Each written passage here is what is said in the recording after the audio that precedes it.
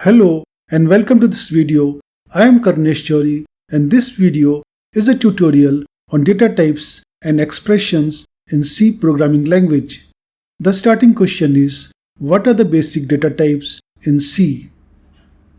The basic data types in C language are char, int, float and double. Char is for storing characters, int is for integers, float is for single precision floating point, and double is double precision floating point. Now let's look at each type in a little detail. The data type char is for storing characters. The default character set is ASCII. Each character has a code which is stored in a variable of type char. The code in ASCII has the range 0 to 127, which occupies a maximum of 7 bits. If we look at the ASCII character set, we find 0 to 31 are control characters, 32 to 126 are printable visible characters, and 127 is the delete character. As I said, the code for character is stored in the variable. If the character is A, 65 is stored. If it is lowercase p, then 112 is stored. If it is character 5, then 53 is stored. Characters 0 to 31 are control characters. Of these, the character code 0 is the null character. It is used to indicate the end of character strings. Another two important characters are character codes 10 for line feed or the new line as it is known in C. Character code 13 is for carriage return to bring back the cursor to the first column. In Unix-like systems, only the new line character is stored in a line. When a program writes a new line character, the kernel adds carriage return so that you get both the new line and the cursor in the first column. In Windows, both carriage return and new line characters are stored for each line. So by default we get one character per byte in the ASCII character set. However, by using multiple bytes for characters, it is possible to provide for all characters of languages supported by Unicode. In this video, we'll restrict the discourse to single byte characters and the ASCII character set. The int type is for storing integers. Integers are stored in binary 2's complement system. So 500 is stored as hexadecimal 1F4 and minus 500 is stored as hexadecimal FFFFFE0C. On a 64-bit machine, an integer is 32 bits long. The short and long qualifiers can be applied to int. The length of short int is 16 bits and that of long int is 64 bits. Normally int is dropped when we use short or the long qualifier. So a short int is just referred to as short and long int is referred as long. We can use signed and unsigned qualifiers. The unsigned qualifier means only values equal to or greater than 0 should be stored. Unsigned integers are particularly useful for storing values that are used in bitwise operations. The data type float is for single precision floating point numbers. A number of type float occupies 32 bits. On most systems, the float type is represented as per the IEEE 754 single precision binary floating point format. Then we have the double type, which is the double precision floating point type. A variable of type double occupies 64 bits. On most systems, double is represented as per the IEEE 754 double precision floating point format, and there is double with a qualifier long, that is a long double type, which is the extended precision floating point type. On most systems, it is as per the IEEE 754 quadruple precision format, which occupies 128 bits. Of the three, it is quite common to use double type for real floating point numbers. An identifier provides a name for entities like variables, constants, etc. An identifier name can be made using alphabets, digits, and underscore. Lowercase alphabetic characters are different from uppercase. The first character must be an alphabetic character.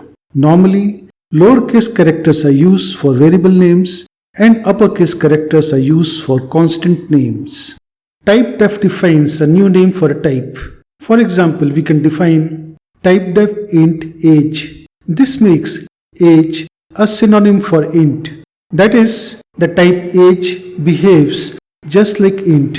Then we can define age Father's age, daughter's age. Obviously, father's age and daughter's age are integers.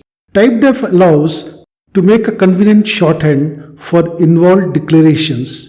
For example, we can say typedef struct node, char pointer name, struct node pointer left, struct node pointer right, binary tree node, and we can define a variable of type binary tree node or a pointer to it. Say binary tree node pointer is equal to null. Enumeration. And enumeration is a series of constants. For example, enum weekday, Sunday, Monday, Tuesday, Wednesday, Thursday, Friday, Saturday. This defines 7 integer constants, all part of the enumeration weekday. The first constant has the value 0 and each successive constant is predecessor plus 1. So Sunday is 0, Monday is 1, Tuesday is 2, and so on. We can override the default by assignment. For example, enum weekday, Sunday, Monday is equal to 3, Tuesday, Wednesday, Thursday is equal to 8, Friday, Saturday. We have assigned a value of 3 to Monday and 8 to Thursday. So we have Sunday as 0, Monday as 3, Tuesday as 4, Thursday as 8, and Friday as 9. We can define variables of type enum weekday. For example, in the program, day is of type enum weekday and is initialized to Saturday. We subtract 1 from day. Since Saturday is 10, the printf statement prints the value of day as 9. Boolean. C does not have a Boolean type per se, but there is an integer type. If an integer variable is 0, it is false, and if it is non-zero, it is true. So we can always use an integer variable when we need a Boolean variable. For example, int over is equal to 0, false. If not over is equal to 1, which makes it true. With the infrastructure comprising of typedef and enumerations, we can formally define the Boolean type. Typedef enum, false true Boolean, Boolean over is equal to false, if not over is equal to true. Although even this is not necessary. With the C99 standard, C provides a type bool which can have value true or false. To use the data type bool, we need to include stdbool.h file. For example, in the program, we include the file stdbool.h and we can define variable of type bool over is equal to false, which is used in the while loop, and later on over becomes true and the while loop terminates. Declarations and definitions. All variables and functions need to be declared before use. A declaration is telling the compiler that you will be using a certain variable of a particular type in your program. What do we gain by declaring variables? Suppose you make an error in typing the variable name in a statement. If there were no declarations, the misspelled variable would have been treated as a bona fide variable, and the intended variable would not have been part of the statement, which would have been a bug. As another example, consider the case of a function expecting a pointer to an integer but is passed an integer instead of pointer. If there had not been the requirement of declaration before use, this error would not have got detected till the program was run. Because of the requirement of declaration before use, such errors are detected at compile time and are quickly corrected before the program is run. There are two terms, declaration and definition. The definition of a variable introduces the variable name, its type, and the most important thing is storage is set aside for keeping its value. For example, int I, char buffer 20, double radius are definitions for I, buffer, and radius. All definitions are also declarations, so the above statements are declarations as well as definitions for I, buffer, and radius. For functions, the definition is done when the code for the function is introduced. Now let us look at two pure declarations. Extern int counter double sq underscore root double pointer. The first one says that counter is an integer variable but is defined somewhere else. So the compiler does not allocate space for counter, and the address location for counter is resolved during the linking process. The second declaration says that sq underscore root is a function which takes a pointer to a double as parameter and returns a double. It is a declaration and not a definition because the function name is terminated by a semicolon and not code between a pair of braces. A function declaration is known as function prototype. The compiler can check whether the type of argument passed in each function call matches the type of arguments in the function prototype. There are two important properties of a variable: its scope and its lifetime. The scope of a variable is the part of the program in which the variable is visible. That is, part of the program in which a variable can be accessed and modified. For example, consider this program. Here, x is a global variable, and there is also an x inside the function foo, which is a local variable. The x inside the function foo has a scope from the point of definition to the end of the function foo. It can be accessed and modified here. What about the global variable x? It has a scope from the point of definition to the end of program, except the function foo where the local x obscures it. So what happens when we run this program? The execution starts at main. X is set to 35. That is a global variable x. The function foo is called and it sets the local x to 25 and prints its value. That is the first line of output. Then the function foo is over and the control is back with the main. The main prints the value of x, which is the global x, and is 35. So the scope of local x is inside the function foo. The scope of global x is in the entire program except the function foo, where it is obscured by the local x.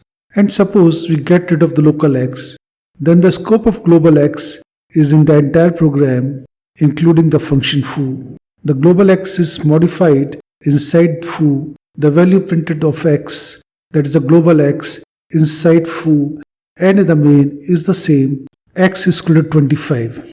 The lifetime of a variable is the time it is live.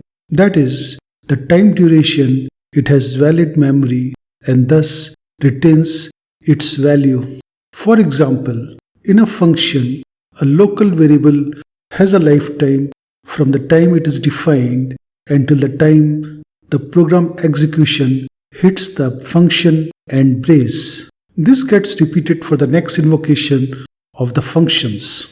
Between invocations, it does not have a life. However, if the static keyword is prefixed before a variable, it gets the lifetime of program and retains its value between function invocations. Similarly, external variables have the lifetime of the program. Using the concept of scope and lifetime, the following four storage classes are defined: automatic, external, static, and register. Automatic variables are local variables in functions. These variables are internal to functions and are allocated on the stack. Automatic variables can be defined using the keyword auto. However, auto is the default storage class and is generally not mentioned. The scope and lifetime of automatic variables is from the point of definition to the closing brace of the function, or if the automatic variable is defined in a while loop, then the closing brace for the while loop. Automatic variables are not initialized. External variables are external to functions. They are the global variables and are part of the data segment.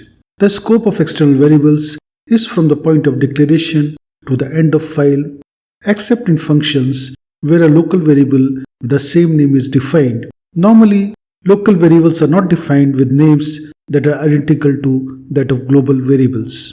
If a global variable is defined in a file and program is split in multiple files, the global variable can be used in the other files with the extern keyword. The lifetime of a global variable is from the point of declaration to the end of the program. For example, program comprises of two files f1.c and f2.c. We can define an external variable as int counter in f1.c and we can declare it in f2.c as extern int counter. Once declared, it can be used in expressions in the file f2.c.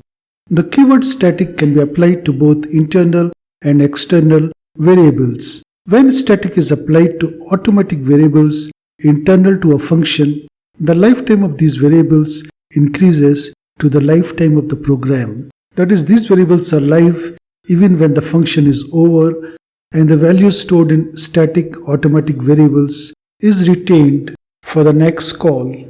When the keyword static is applied to external variables, their scope is limited to the file they are defined in.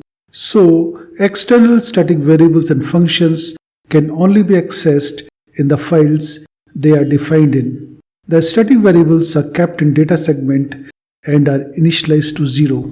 As an example, consider this program. The global variable counter has a static storage class, so it can only be accessed in this file.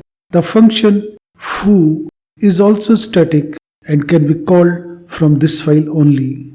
Now in the function foo, automatic variable myCount has a static storage class, so myCount will exist between function calls and will retain its value. We run the program to see the results. Since counter is a global variable, it is initialized to 0. Then we have the values of myCount. In the first iteration, myCount is 0, that shows myCount initialized to 0 since it is a static variable, and then myCount goes from 1 to 4, and finally counter is 5. The register storage class is for automatic variables and formal parameters of functions. The register keyword advises the compiler that a particular variable would be heavily used and program would benefit if it is put in a CPU register. For example, int foo register int x register char c advises the compiler to put x and c in registers. The compiler is free to ignore the advice. Also, it is not possible to take address of a register variable even if it is not actually placed in a register. Type conversion. We have seen the basic data types in the earlier part of this video. When we have an expression with variables of different types, the lower type is promoted to the higher type for evaluation. If int and char are mixed, char is converted to an integer for evaluation. If int and float are mixed, int is converted to float and evaluation is done.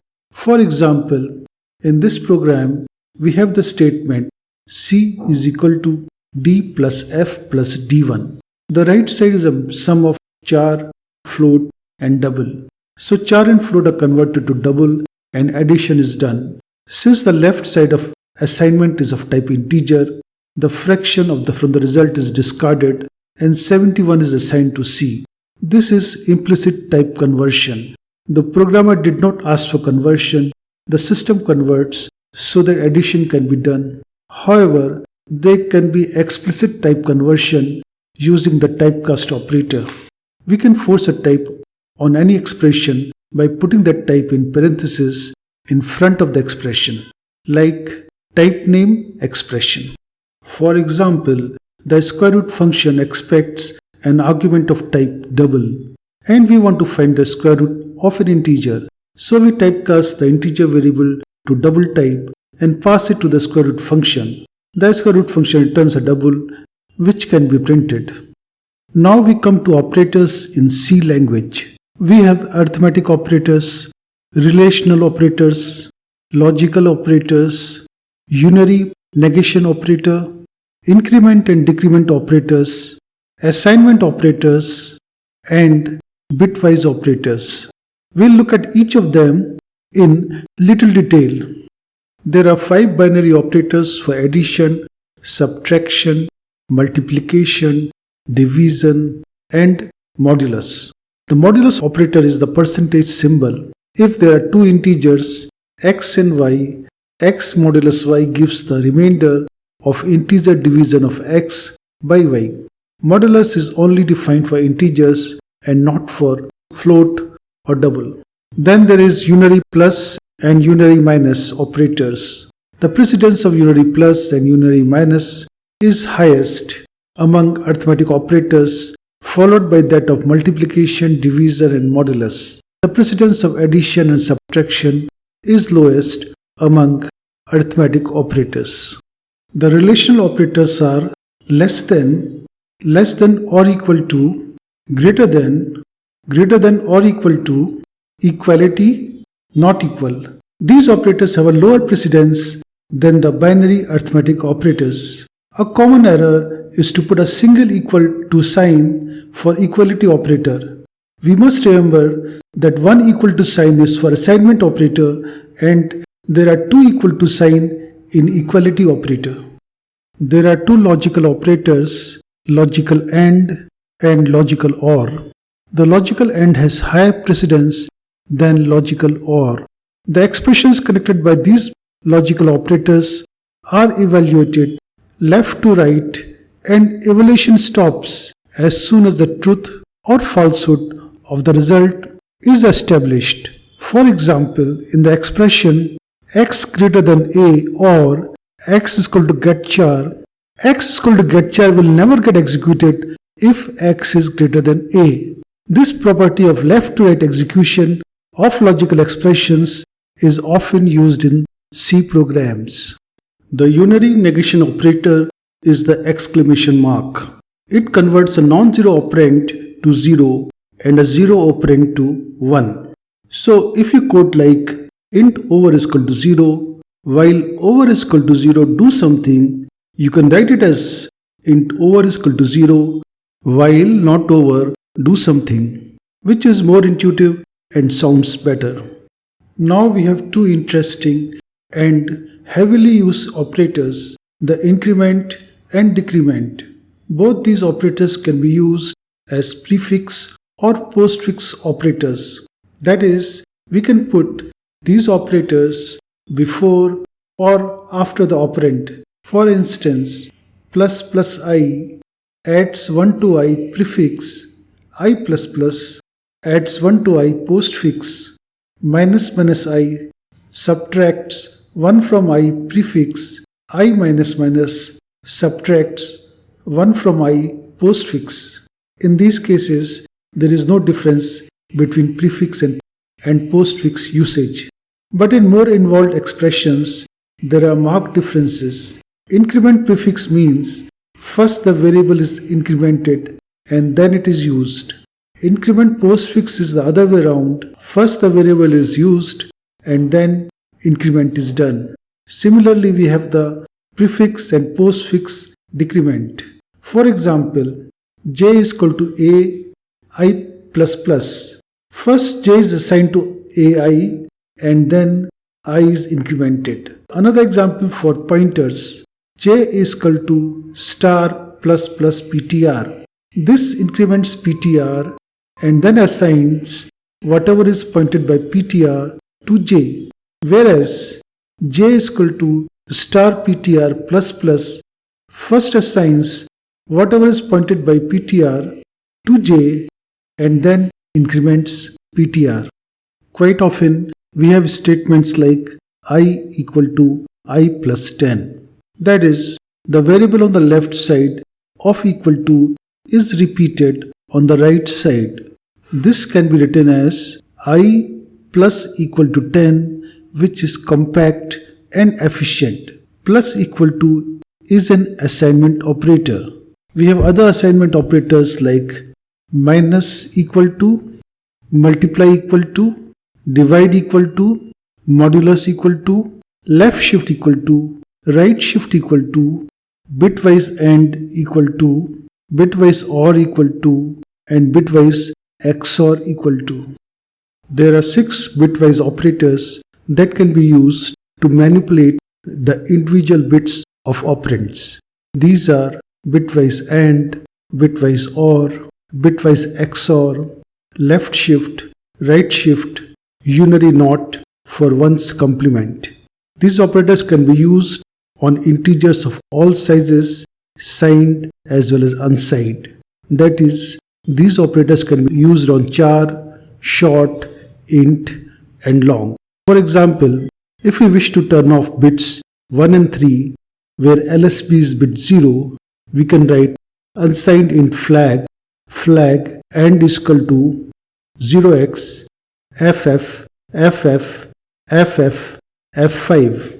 And if we wish to turn on bits 1 and 3, we can write flag or equal to 0xa. And an example of XOR, the exclusive OR result is equal to flag 1 XOR flag 2. Example of left shift, flag left shift equal to 4, right shift, flag right shift equal to 2, and an example of unary NOT, flag equal to NOT flag. Consider this if statement. If x is greater than or equal to 0, x is equal to a, else x is equal to minus a. X is assigned the absolute value of a. We can write the above statement in a more compact form using the ternary operator question mark colon. X is equal to a greater than equal to 0 question mark a colon minus a. What we have here is three expressions connected by the ternary operator. Expression 1 question mark, expression 2 colon, expression 3. First, expression 1 is evaluated. Depending upon the value of expression 1, either expression 2 is evaluated or expression 3 is evaluated. If expression 1 evaluates to non-zero, expression 2 is evaluated, which is the value of the entire expression. If expression 1 had evaluated as 0, expression 3 is evaluated and it becomes the value of the entire expression. The precedence and associativity table of operators. This is the precedence and associativity table. This is in the order of decreasing precedence. That is, an operator higher in the table has higher precedence than the ones below it.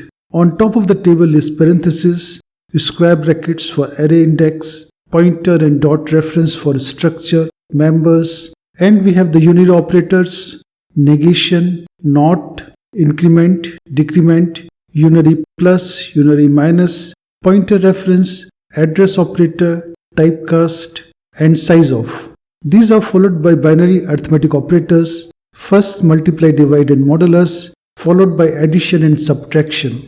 Next, the bitwise operators, left shift and right shift. These are followed by relational operators, first less than or equal to, greater than, and greater than or equal to. These are followed by equality and not equal operators. Then we have the remaining bitwise operators, bitwise AND, bitwise OR, and bitwise XOR. Next we have the logical operators, first the logical AND and then the logical OR. After that we have the ternary operator. Almost at the end, close to the lowest precedence, we have the assignment operators. And finally the comma, which is not much used. Most of the operators associate left to right, but some associate right to left. The unary operators associate right to left. The ternary operator and the assignment operators also associate right to left. And we come to the end of this video. You can find all this information at https://tinyurl.com/cprogramming2. Please subscribe to my channel. Thanks very much for watching. Take care and stay safe.